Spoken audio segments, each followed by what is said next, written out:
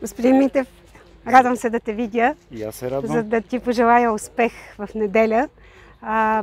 Ние с теб работихме много добре. В качеството ти на заместник кмет на един от най-добрите кметове в София, госпожа Ева Митова, с която свършихме страшно много работа, но голяма част от това се дължи на теб. Ти вече имаш опита, имаш знанията, познаваш хората в район Подуяне, те те познават и се надявам да можеш да продължиш с същия младежки устрем. Какви са плановете ти за Подуяне? Благодаря. Имаме над 50 проекта, които смятаме да реализираме. Основните са изграждане на източната тангента, изграждане на парк Могилите, както и построяването на 2 детски градини.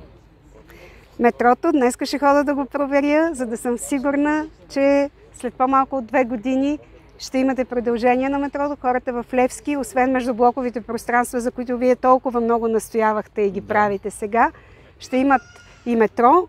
А знаем, че метрото променя и целият град. Видяха го хората в Подуяне, до Хаджи Димитър, колко удобно е и колко бързо се стига. Така че аз ти пожелавам успех от сърце, млад, амбициозен, работлив, скромен, даже повече отколкото трябва, но в нашата работа не е нужно да викаме силно. Важното е да работим.